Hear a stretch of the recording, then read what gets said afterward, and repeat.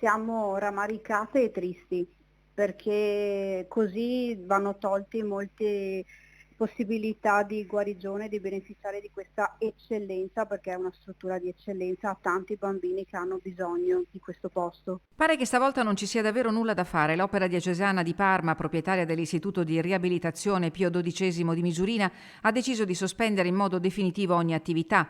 Bilanci in rosso, un numero di pazienti fra i più bassi di quelli registrati negli ultimi 5 anni, costi di mantenimento pari a 1.800.000 euro all'anno, troppo per il glorioso centro di cura del respiro che non riesce più a mantenersi. Ci sono pochi ricoveri anche in questo momento. Ilenia Querin, trevigiana, è una delle tante mamme che nel 2019 si mobilitarono davanti al Pio XII assieme ai bambini per un'opera di sensibilizzazione a più livelli sull'importanza delle cure preziose offerte a chi a causa dell'asma sin dalla più tenera età rischia di trascorrere le proprie giornate attaccato alla bombola di ossigeno. Allora l'impegno deciso della Regione Veneto riuscì a concretizzarsi in un contributo ben oltre il 1.000.000 di euro, ma il marketing sanitario di una struttura privata, ancorché convenzionata, non può essere in capo alla Regione e in questi 3 anni la prosecuzione dell'attività non è andata di pari passo con un'azione forte per rendere visibili le evidenze terapeutiche di quell'unicum a livello europeo. Ci sono regioni come la Lombardia che non conoscono l'istituto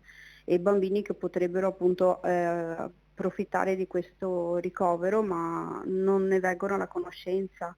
Quindi un E disimpegno un della... disimpegno e secondo me poca pubblicità, e a monte secondo me alcuni medici potrebbero far di più per inviare i bambini in questa struttura. La notizia ha allertato il comune di Auronzo e l'assessore regionale alla sanità. Un incontro è previsto con la proprietà. La volontà è quella di non lasciare nulla di intentato.